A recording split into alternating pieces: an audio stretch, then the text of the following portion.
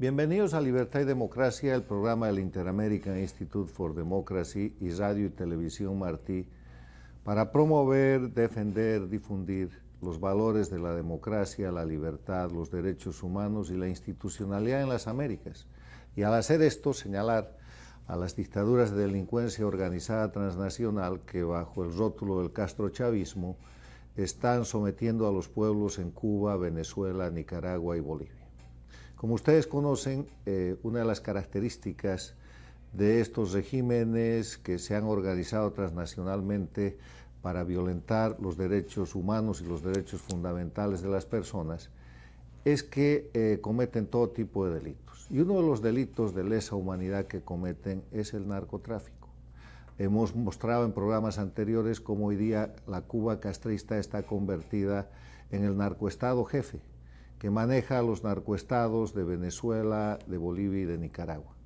Pero para continuar con este análisis y con esta información tan importante, tenemos hoy día una importante declaración de un periodista boliviano que tiene una trayectoria extraordinaria, don Hernán Maldonado. Hernán Maldonado, periodista radicado ya en los Estados Unidos, pero que a lo largo de su carrera ha cubierto todas las Américas, empezando por su país, Bolivia, nos habla hoy día sobre el narcoestado que existe en Bolivia bajo el mando de Evo Morales.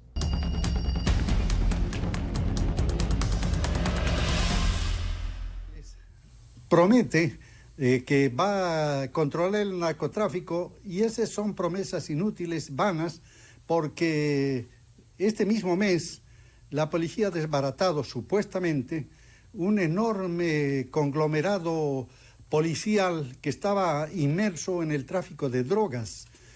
Han destituido a un mayor, a un capitán, los han llevado a la cárcel, pero son apenas esos la punta del ovillo, porque resulta de que no es desde ahora el tráfico de drogas que hay en Bolivia, es desde hace muchos años atrás. Al comenzar la década, ustedes deben acordarse que el general René Sanabria fue detenido en Panamá y fue trasladado a Estados Unidos, que actualmente está en una cárcel de Miami por narcotraficante.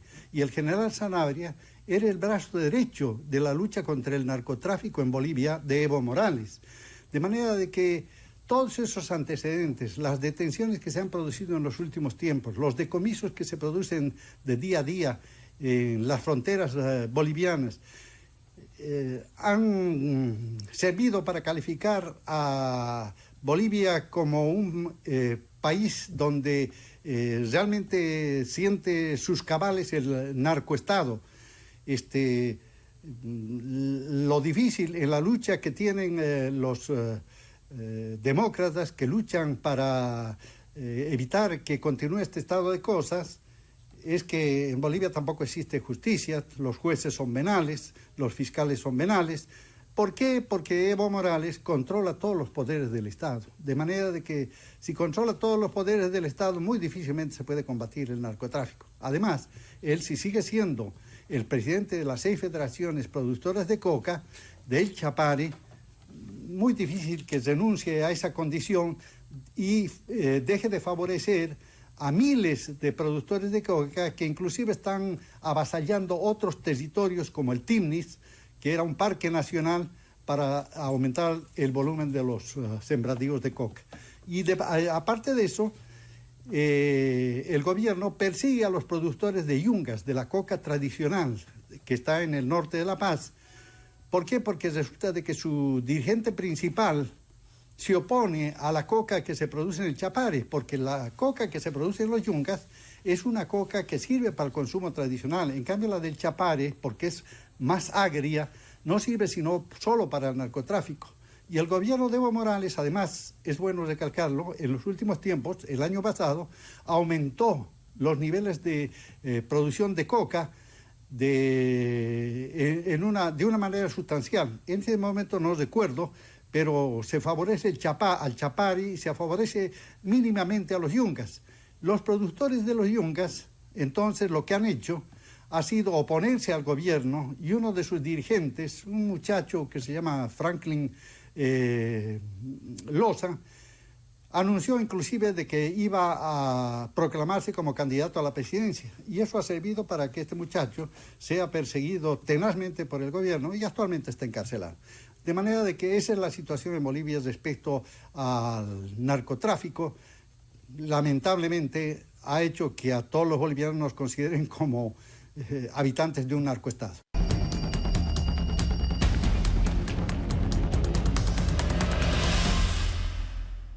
Doy la bienvenida a un invitado de lujo, un periodista galardonado por su actividad innovadora y por su defensa de la libertad y la democracia.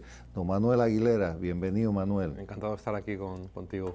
Manuel es un periodista español radicado en las Américas, con una historia larguísima de trabajo, pero que hoy día dirige Hispano Post, después de haber dirigido el diario Las Américas y después de haber trabajado en una serie de medios importantes de comunicación en Europa y en los Estados Unidos. Manuel ha sido premiado junto con Hispano Post por el Inter-American Institute for Democracy con el Premio Interamericano a la Innovación en el Periodismo, en el marco de lo que es la defensa de la libertad de prensa, premio que lleva el nombre de don Horacio Aguirre. Y este premio ha sido otorgado porque Manuel está desarrollando un tipo de prensa que aprovecha la tecnología, que aprovecha los sistemas que el siglo XXI nos ha propuesto y que se llama periodismo ciudadano. Manuel, a ver, cuéntanos, explícanos un poco qué es el periodismo ciudadano, de lo que has hecho tú, tu experticia. Bueno, esto tiene dos vertientes, una que es el periodismo ciudadano y otra es un poco el periodismo, el aprovechamiento del periodismo de las nuevas tecnologías, ¿no? Si quieres, primero voy a hablar de la parte tecnológica, y es en el momento en que nos encontramos que los medios están en una gran crisis por su modelo de sostenibilidad. Todos sabemos la crisis que tienen los diarios impresos, las televisiones. La tecnología ha terminado con el modelo de negocio tradicional del periodismo. Entonces, digamos que el periodismo vieja escuela, digamos que tiene unos condicionantes, unos costes, por ejemplo, a la hora de abordar una cobertura informativa. Pues yo recuerdo cuando era más joven de ir a enfrentar una noticia con un camarógrafo, el reportero que podía ser yo en aquel momento, un conductor, un productor, un equipo de 4 o 5 personas que íbamos en un auto a enfrentar la noticia. Pues digamos que eso no es sostenible para todos los medios, ¿no? Entonces, la tecnología que nos brinda el teléfono celular que tú enseñabas a la cámara, pues con un teléfono celular y una sola persona, ahora podemos cerrar ese ciclo de la noticia. Un solo reportero puede grabar, puede editar y puede enviar, puede entrar en directo incluso con la tecnología 4G. Y bueno, yo lo que hago es ese planteamiento, como dentro de la crisis económica, es una invitación a todos los medios pequeños, medianos y grandes a utilizar la tecnología para poder contar las noticias y para digamos, saciar esa necesidad de información que tienen las audiencias, y más en una situación de amenaza para la libertad de expresión como pasa en nuestra región, ¿no? Ese es el tema, ¿no? La técnica, digamos, el método que tú desarrollas permite en la defensa de la libertad y la democracia en los países ocupados por gobiernos dictatoriales, permite que cualquier ciudadano, no solamente la prensa, pueda mandar noticias en tiempo real y que medios como el tuyo las capten y las difundan a nivel mundial. Esa es la segunda parte. En la primera parte hablaba de tecnología, la segunda parte es que esta tecnología ya no está abierta solo a los profesionales, está abierto a todo el mundo. Todos tenemos, casi todos, por no decir que todos, tenemos un teléfono celular en el bolsillo con una camarita en la que podemos recoger, grabar y enviar cualquier situación que se nos dé en nuestro entorno. ¿Qué está pasando? Que ha habido países como Venezuela, por ejemplo, en el que ha habido unos abusos policiales tremendos, una represión feroz en la que digamos que las fuerzas de seguridad de la dictadura han emprendido violencia, golpizas, represión contra los ciudadanos, y los ciudadanos han registrado con sus teléfonos y han enviado a medios como Hispano Post o como las redes sociales el documento que ha aprobado esa violencia, ¿no? Cosa que eso hace 10, 15, 20 años era impensable, ¿no? Claro, es lo que hemos sostenido alguna vez en este programa, en otras entrevistas. Si en la década de los 60, cuando Fidel Castro y el Che Guevara fusilaban en Cuba, hubiera habido esta tecnología, ese régimen hubiera caído muy prontamente, porque tardaron años en denunciar, negaron y se tardaron más años en constatar esos crímenes importantes. Hoy día los crímenes del castrismo, los crímenes de Chávez y Maduro, los crímenes de Evo Morales y los crímenes de Ortega y Murillo están puestos en el contexto mundial a la opinión pública en tiempo real. Es que de alguna manera yo siempre le digo a los periodistas que cuando me cuentan algo que han visto pero no han grabado, digo, bueno, todo lo que no está grabado de alguna manera se puede discutir, ¿no? Y se puede discutir sobre, todavía hay gente que niega hechos como que la represión en los inicios de la revolución castrista, ¿no?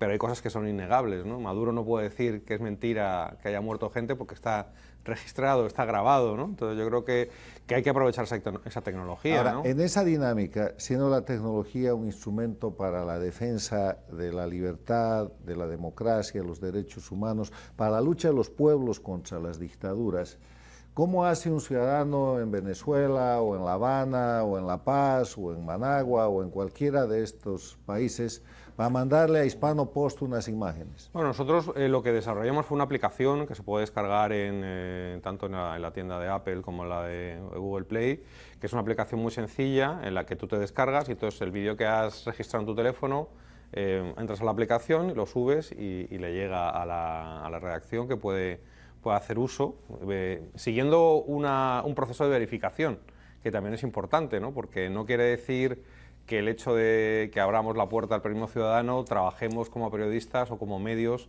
de una manera irresponsable, ¿no? El medio tiene que tener un proceso de verificación, de ver que todo esté correcto antes de publicar. Que no sea un montaje. Claro, no, ha habido muchos ejemplos. De repente dicen, un oficial venezolano golpea a una persona, entonces, bueno, lo ves, todo tiene visos de ser real, pero resulta que te fijas en el uniforme del policía, resulta que no es un policía venezolano, que es un policía salvadoreño y que la imagen es de hace 2 años. Eso pasa y muchas veces esas filtraciones interesadas vienen de las propias dictaduras.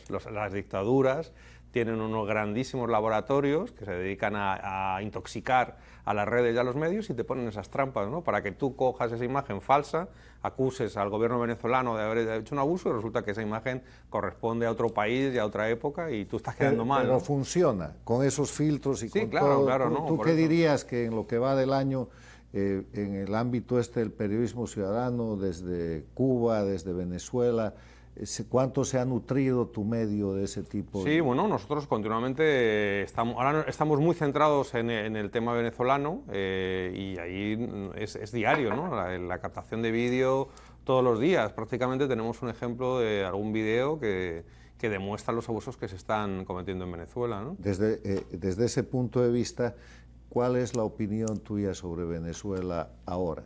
Bueno, yo a mí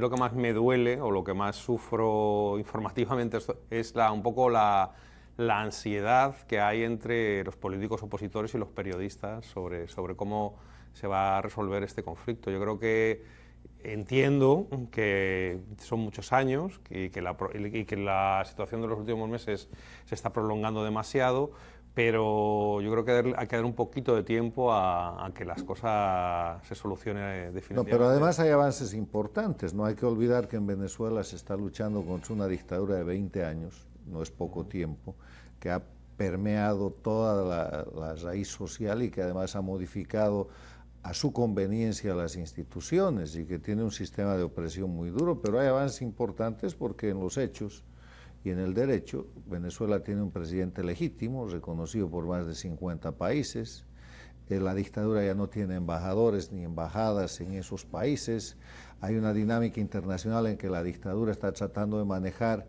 el diálogo o la negociación como un mecanismo de sobrevivencia que siempre sabemos es su último recurso mientras maneja la violencia. O sea que yo creo que en Venezuela las cosas están mal, pero van bien. Van bien, sí. A mí lo que me preocupa es que se nos olvide quién es el enemigo, ¿no? O sea, yo cuando veo esas cuitas entre los opositores, que si uno, que si otro, que si tú no eres lo fuerte que tienes que ser. Yo digo, lo contra quién hay que ir es contra Maduro, contra su gobierno, contra las cosas que está haciendo, y luego ya en ese paraíso, en ese espejismo de la Venezuela democrática, esos 40 candidatos que decía Pompeo, señor Pompeo, pues que se peleen y que legítimamente, y cada uno con su ideología, centro-derecha, centro-izquierda, pues puedan pelear para obtener ese sillón que ahora tiene el señor Guaidó, de una manera provisional, de una manera buscando el establecimiento definitivo de la democracia en Venezuela, ¿no? Es algo muy latino lo que pasa en Venezuela, ¿no? No sé si estás de acuerdo. La gente se está comiendo la torta antes de hornear el pan, o sea, ellos no han terminado de derrotar a la dictadura y ya están disputando espacios de poder que técnicamente no existen, que realmente no existen. Es como la disputa de un grupo familiar que está peleando una herencia cuando los padres viven. O sea, el dictador está en control violento de Venezuela y la gente que cree que puede tener un espacio en una elección democrática está perjudicando la recuperación de la democracia por disputar un premio o un escenario que técnicamente no existe. Y no sé, también es la manera, yo creo que la gente tiene una manera muchas veces muy simple de ver cómo se puede solucionar un conflicto como este. Yo, por tener referente de mi país, por ejemplo, la transición española fue un proceso en el que se negoció muchas cosas bajo la mesa y los franquistas hablaban con los comunistas y los socialistas, y yo creo que hay negociaciones que se deben dejar de hacer a los que tienen que hacerlas, porque el objetivo es que Venezuela recupere la democracia, ¿no? Y luego ya cuando llegue ese momento habrá que buscar la justicia para quien la merezca, pero yo creo que el objetivo principal, insisto, es apoyar a Guaidó y apoyar a ese proceso que termine en una democracia real, en la que evidentemente las personas que han abusado o que han, digamos que, destrozado los derechos humanos en Venezuela no tienen cabida, ¿no? Y en el tema Cuba, ¿cuál es tu opinión? No, pues el tema Cuba yo creo que tiene, por un lado, políticamente la mala suerte, entre comillas, de que el tema venezolano cubre prácticamente todo el espectro periodístico, y ahí probablemente entro en un mea culpa también, porque los mismos periodistas... Hay que darle más atención a Cuba, los que marcamos Cuba es la dueña de Venezuela. Evidentemente, ya incluso aquí en el sur de la Florida, que digamos que el grupo mayoritario de residentes es cubanoamericano, hablamos más de Venezuela que de Cuba. Entonces, yo creo que hay que recuperar un poco la actualidad sobre lo que está pasando, porque... ¿Y qué está pasando? ¿Qué es la información que se tiene a nivel de hispano post de la dictadura cubana, el deterioro de la situación de vida de los cubanos? ¿Están peor que en el peor momento del periodo especial del 99? Bueno, las cosas están mal y hay una especie de precipicio, porque la caída de Venezuela y la falta de recursos de Venezuela, o sea, sabemos que Cuba lleva muchos años sobreviviendo de alguna manera de lo que le da a Venezuela. Entonces, eso les obliga, seguramente a mirar hacia Europa. En Europa han mirado, Francia ha tenido interés en inversiones, España, que tiene un gobierno ahora socialista, también va a intentar... Pero nada de eso va a compensar la pérdida que han sufrido con el tema del tráfico de médicos, que se les ha terminado, con el tema del turismo que ha cortado Estados Unidos y con las restricciones que vienen de la pérdida de Venezuela. O sea, se calcula que la dictadura cubana ha perdido por la suma de estos factores en el último año el 80% de sus ingresos, y eso es terrible. Sí, bueno, a lo mejor lo dice mucha gente que es la economía la que va a hacer caer el régimen, ¿no? Lo que no ha podido la política, lo que no ha podido la razón, la que no ha podido la denuncia de los derechos humanos, al final puede ser que el desastre económico pueda llenar el camino a un cambio político en Cuba, ¿no? ¿Y tu opinión de Nicaragua? Bueno, yo creo que oxígeno para Daniel Ortega. La negociación le da oxígeno, esto de liberar los presos. Liberar los presos, una campaña cosmética, realmente no hay ningún valor en una presunta democracia liberar presos políticos, no, es que eso es lo mínimo.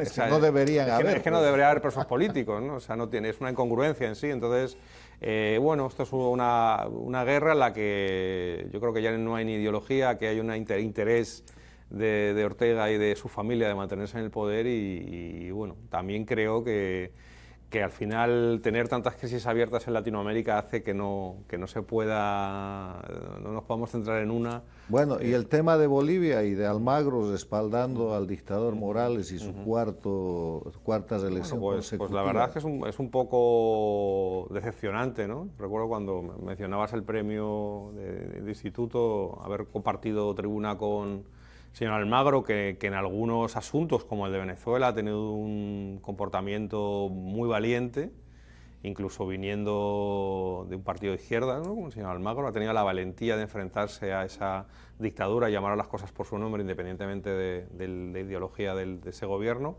Pues en el caso de Bolivia, yo creo que Evo Morales, bueno, como en España decimos, tomadura de pelo, ¿no? Evo Morales ha tomado el pelo a los bolivianos en diversas situaciones, perdiendo un referéndum, luego arreglándolo mediante una sentencia judicial, dentro de un sistema judicial, dentro de un sistema político en el que no hay separación de poderes, y lo que se le presume al secretario general de la Organización de Estados Americanos es que se ponga de parte del pueblo y de la democracia, y no de parte de un gobernante que está abusando de su posición, evidentemente, ¿no?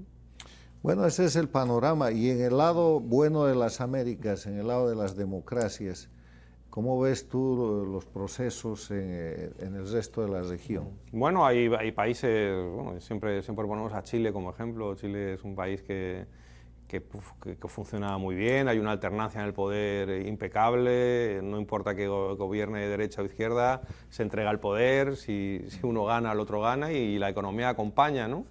Hay otros países como Colombia que van en la misma senda, aunque hay algunos problemas ahora, y estaba Perú también, que iba en una senda económica interesante, pero bueno, políticamente digamos que la corrupción ha invadido todo, ¿no? Luego hay otros países preocupantes como México, con el señor López Obrador, que bueno, está enseñando sus primeras decisiones, por un lado con una orientación hacia el populismo y hacia un poco el espejo de la izquierda bolivariana, pero por otro lado con los Estados Unidos no acaba de tener esa fuerza populista, cosa que eso es de agradecer, ¿no? Y hablando de México y de Estados Unidos, este fenómeno de las migraciones que ha generado este último incidente o esta última tensión entre Estados Unidos y México, que se ha resuelto favorablemente con un convenio que tiene 45 días para que México cumpla su parte del acuerdo. ¿Cómo se ve? ¿Cómo lo observas tú? Hombre, yo creo que es, independientemente de la utilización política que se haga del tema de la entrada de inmigrantes en Estados Unidos, son problemas que hay que abordar. Hay que abordarlos en Europa, hay que abordarlos en Estados Unidos, y es un problema de ida y vuelta, no es un problema que solo incluya al receptor, sino también al emisor de inmigrantes. O sea, que por ese lado a mí me parece correcta la postura del presidente de Estados Unidos de por una vez haber puesto sobre la mesa el problema y decirle al país, digamos, emisor de inmigrantes, que tiene que, digamos, comprometerse en la solución del problema. Entonces, bueno, eso es un... Bueno, más cuando hay la sospecha o casi la evidencia de que esta cuestión de la migración forzada sobre Estados Unidos es parte de un proceso político de agresión precisamente de estos que se llaman socialistas del siglo XXI, que han generado esa presión y que México simplemente se limitaba a dejar pasar y dejar hacer, ¿no? Sí, además es que hay mucho...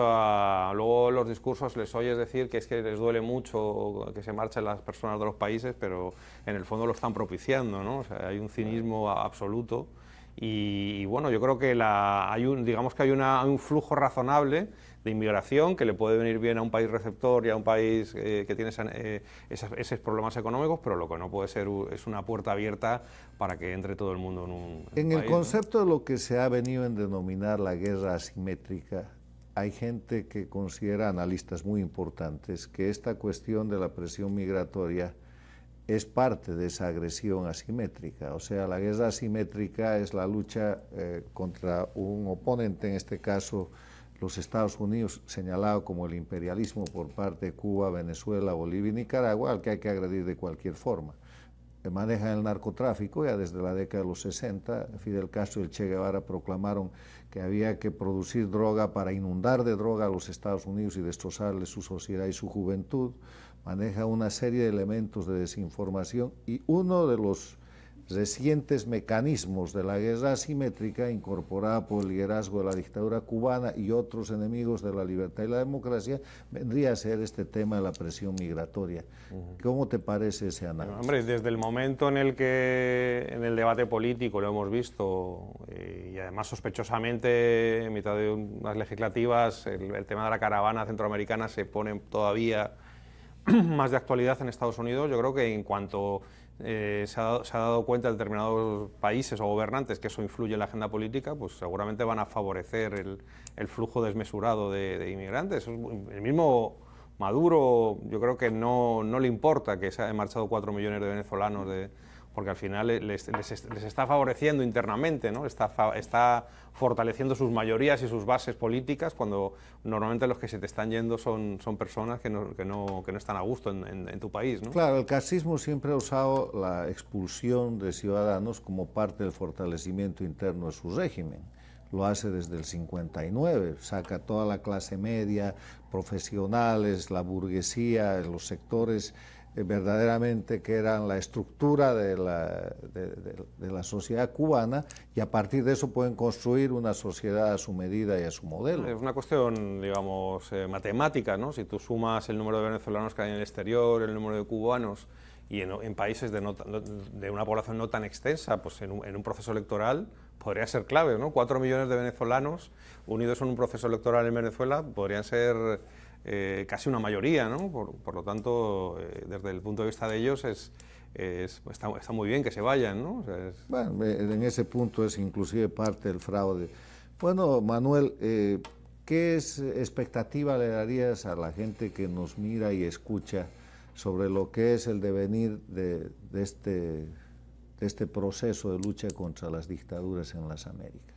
Bueno, yo creo que es una lucha permanente. O sea, yo creo que el periodismo y la ciudadanía en general tiene que ser exigente con sus gobernantes, tanto si son democráticos también. Quiero decir que se habla del cuarto poder, que la prensa es el cuarto poder y que tenemos que controlar a los gobiernos democráticos. Imagínense gobiernos dictatoriales o dictaduras también vestidas de democracia, ¿no? Que son mucho más perversas y mucho más difíciles de detectar y de denunciar, ¿no? Entonces yo creo que lo importante es no bajar la guardia, ¿no? Por eso yo invito a utilizar las nuevas tecnologías y el periodismo para denunciar no solo los periodistas, sino también los ciudadanos. Graben, registren, denuncien todas las injusticias que vean y entréguensela a Hispanopos o a cualquier otro medio que esté dispuesto a luchar por la democracia, que no todos están dispuestos, lamentablemente, ¿no? Bueno, dicho esto, por un luchador por la libertad y la democracia, gracias, Manuel. Y ahora nos vamos con la columna de la semana. Gracias.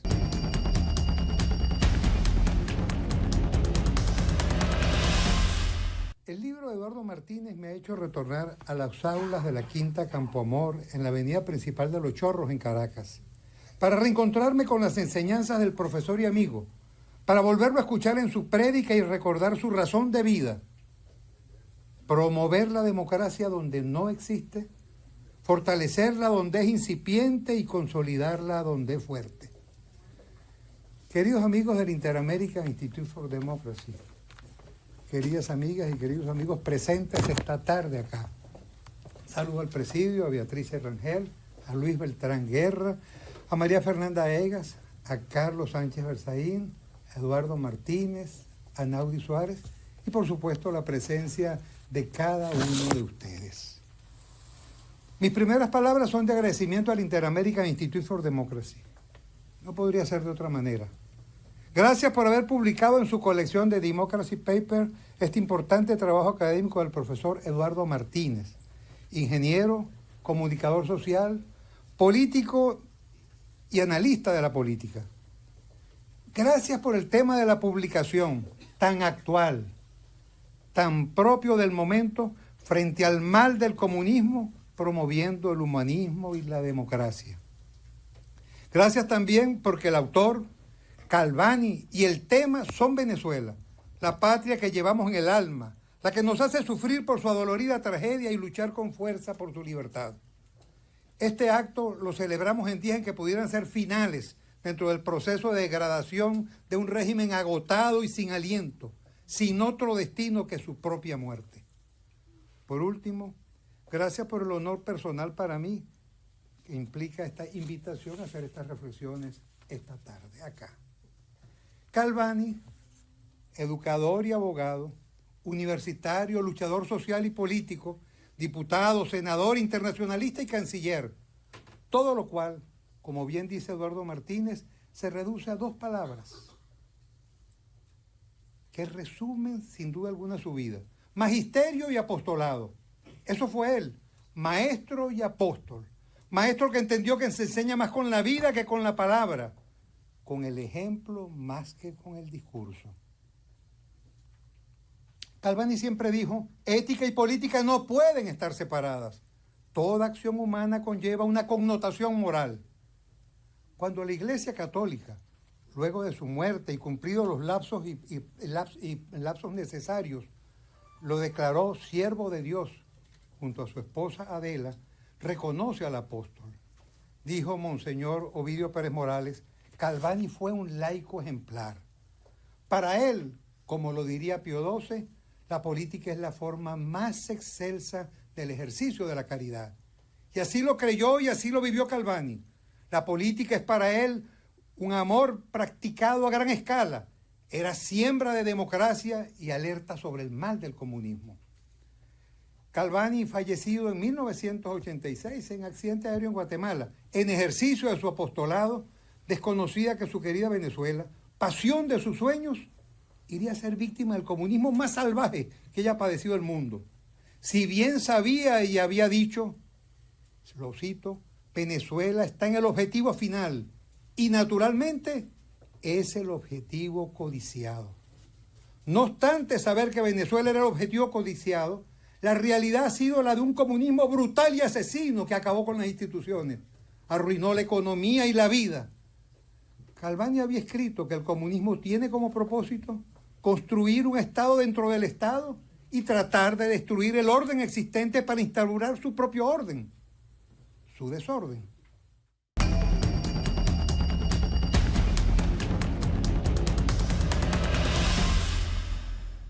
Estamos viendo y escuchando al consagrado abogado venezolano, don Paciano Padrón. Paciano Padrón es una personalidad del mundo jurídico y del mundo intelectual de Venezuela que está desarrollando una explicación sobre los principios y valores de la Venezuela predictatorial, antes de que Venezuela sea entregada por Chávez al castrismo y de que el castrismo haga de Venezuela su colonia, su centro más importante de recursos, de alimentación, pero al propio tiempo el centro más importante de expansión de su política, con la cual inundó en algún momento la América Latina, porque fue a partir de Venezuela que se logró el control de Bolivia, de Ecuador con Correa, de Nicaragua, del Petrocaribe, hoy día en proceso de reducción. Sigamos escuchando al doctor Paciano Padrón en este importante recordatorio de los principios que ilustran la defensa de la libertad y la democracia.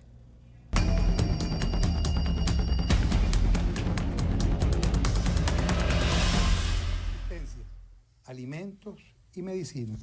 Realidad que es general para todos, excepto para un pequeño grupo de la cúpula podrida, enriquecida gracias a una corrupción sin precedentes en Venezuela. Y lo puedo decir con propiedad. Ningún otro régimen tan despiadadamente corrupto, al cual suma el narcotráfico y los beneficios económicos del terrorismo internacional, a los que han cedido la soberanía venezolana, que hoy ampara bajo su bandera a la guerrilla colombiana, al narcotráfico internacional y a lo peor del terrorismo mundial. Como ha sido dicho, el comunismo no es un gran ideal que sea pervertido. No, es una perversión que se vendió como un gran ideal. Qué oportunas las lecciones del maestro Galvani. Estamos obligados a recordarlas en este escenario y a esta hora. Un fin bueno no puede alcanzarse por medios moralmente malos o ilícitos. El maestro vive la ética y la moral. En política no se vale todo. El fin no justifica los medios. El maestro diría todavía más. Todos los compromisos que adquieren los comunistas son válidos en la medida en que se alcanzan los fines que se persiguen. Para ellos, dice Calvani, no es que el fin justifica los medios, sino que el fin hace buenos los medios. No los justifica. Cuando digo que justifica, estoy dándole a los medios cierta maldad. Caramba, no me gusta, pero tengo que usarlo. En el caso de ellos, no. El medio es bueno si es eficaz para alcanzar el fin que persiguen. Cualquier medio. Entonces, el criterio de la eficacia del medio es el que bonifica el medio. Cuando hoy en Venezuela, al igual que en Cuba, Nicaragua, Bolivia, los regímenes actúan por intereses del comunismo internacional, sin importarles el destino de su pueblo ni la felicidad de su gente, cuando sus banderas rojas valen más que las banderas de la patria y el alma del pueblo, nos percatamos que a esta hora hacen falta más Calvanis en América, más maestros que nos enseñen que a la política se viene a servir. La política es servicio.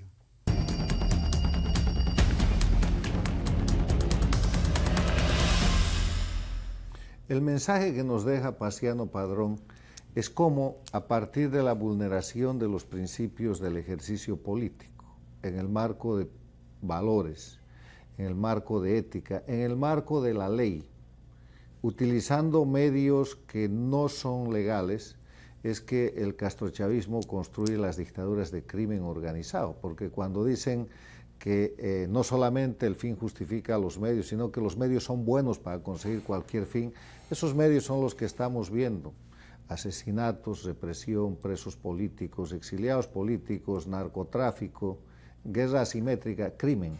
Y de ahí nacen las dictaduras de crimen organizado transnacional que hoy controlan Cuba, Venezuela, Bolivia y Nicaragua. Con esta reflexión vamos ahora a pasar al evento de la semana, en el que tenemos el honor de presentar a un extraordinario periodista y comunicador, Tomás Regalado, que en su participación en el Foro sobre Libertad de Prensa recordaba y apuntaba importantes aspectos que tienen que ver con el ejercicio, la defensa y el fortalecimiento de la libertad de prensa en las Américas.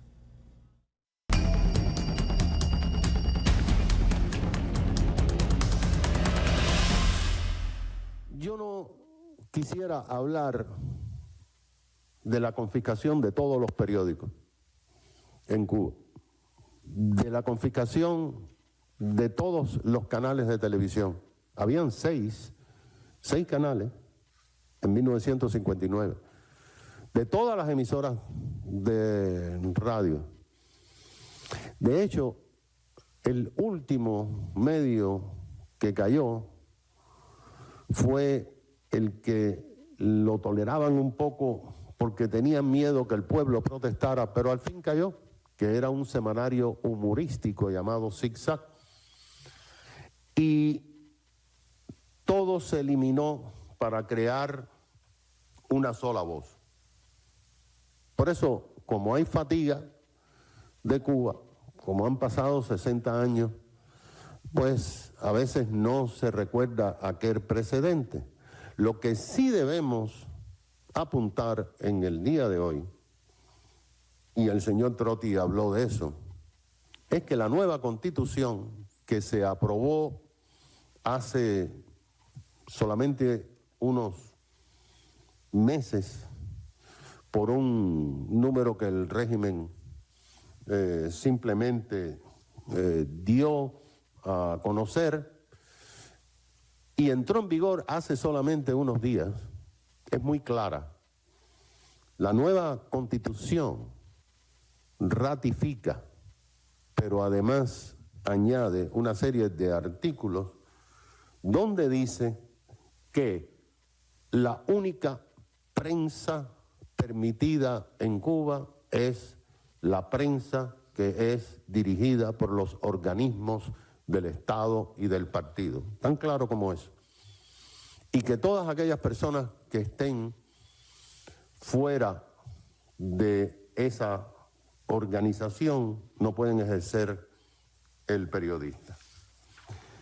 Y tiene también el artículo 349, en el cual el régimen tiene la autoridad para regular todas las manifestaciones del arte. Lo que tú puedes cantar, lo que tú puedes pintar, lo que tú puedes esculpir, todas las artes están reguladas. Es como el chiflao de Corea del Norte, pero una cosa tropical en Cuba. Pero yo no me quiero tampoco referir a esa constitución. Yo me quiero referir a unos casos específicos para que ustedes se den cuenta de que como Venezuela, Nicaragua, Bolivia, siguen los pasos trazados por La Habana, de eso no hay duda. Las cosas se van a poner peores porque en Cuba se están poniendo peor. En Cuba, a partir de esta nueva constitución, la represión se ha multiplicado contra los periodistas independientes y contra todas aquellas personas que quieran hacer algún tipo de manifestación de libertad de expresión.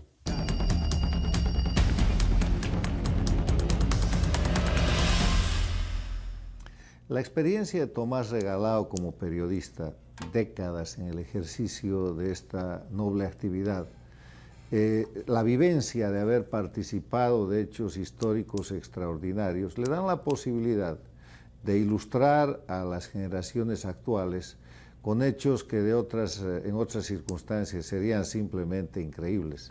Vale la pena seguir escuchando a don Tomás Regalado.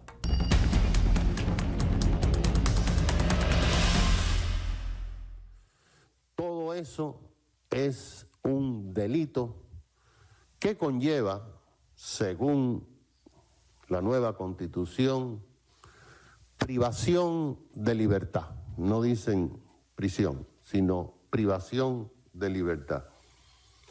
Por eso yo les quiero contar a ustedes el caso interesantísimo del periodista independiente Roberto Jesús Quiñones. Este hombre de unos 40 años, nacido en el seno de la Revolución, uno de los llamados niños del Che. Este periodista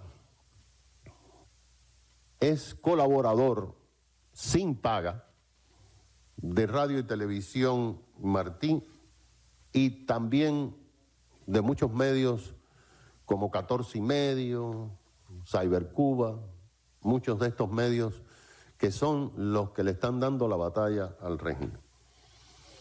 Este caballero estaba parado a las 10 de la mañana del lunes 22 de abril, hace solamente unos días.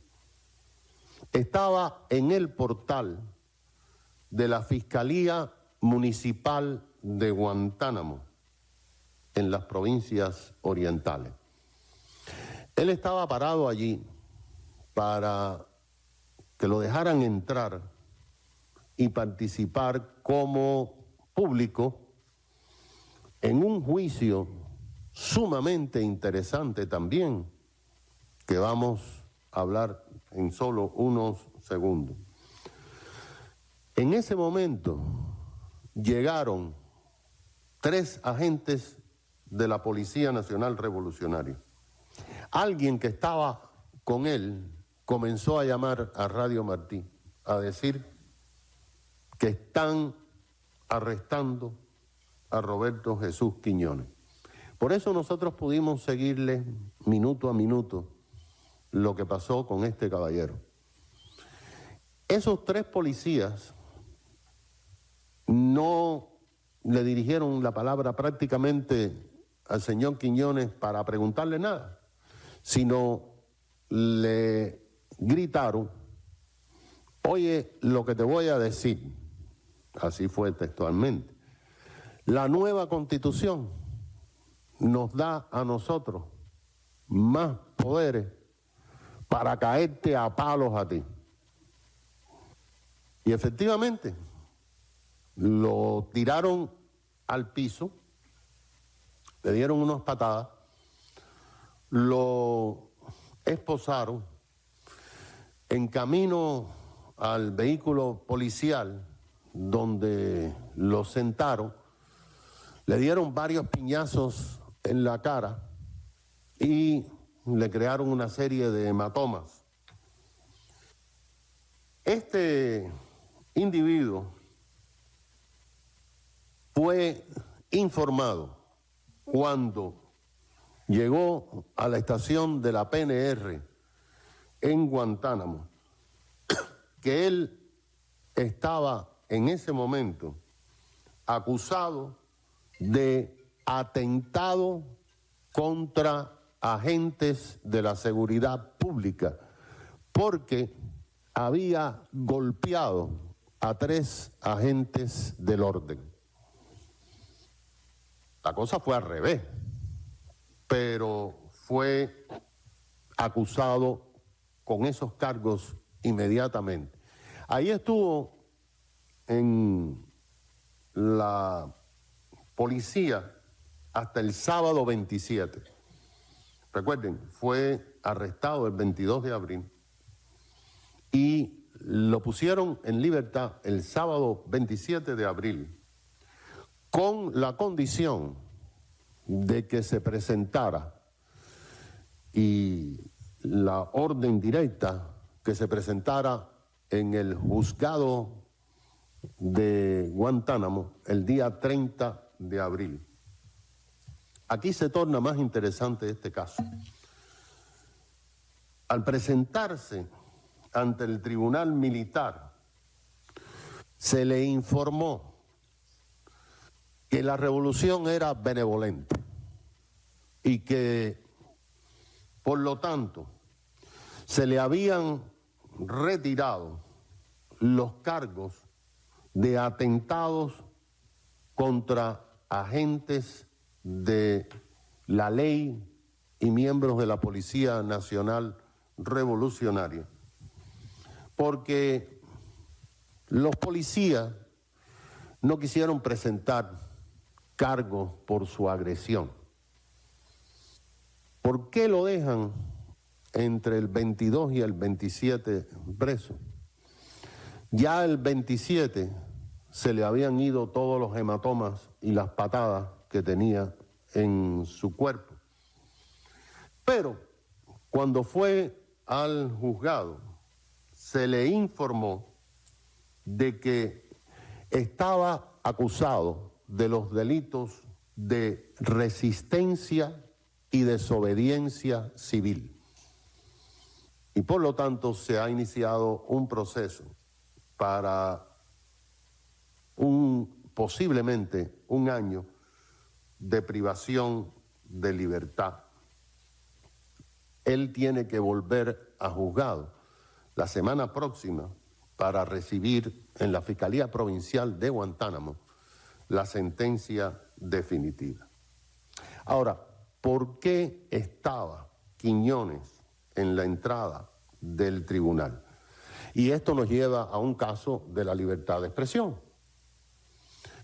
Y un caso que es sumamente raro. De hecho, es el primero que ocurre en la isla. Quiñones estaba allí para cubrir un juicio que se le había radicado al pastor evangélico Ramón Rigal y su esposa llamada Ayuda Expósito Rigal. Ese día, estos 2 señores de Guantánamo fueron sentenciados a 2 años de prisión con trabajo forzado para el pastor evangélico Ramón Rigal y 1 año de prisión para su esposa Ayuda Expósito. ¿Y por qué este matrimonio recibió esta sentencia? El pastor Rigal y su esposa Ayuda fueron acusados de un cargo específico, del cargo de rebelión. Lo que le volvieron a decir que ese cargo en el Código Penal cubano le adjuntaría varios años de privación de libertad, pero que como la revolución era benévola, el pastor iba a estar 2 años y su esposa 1 año.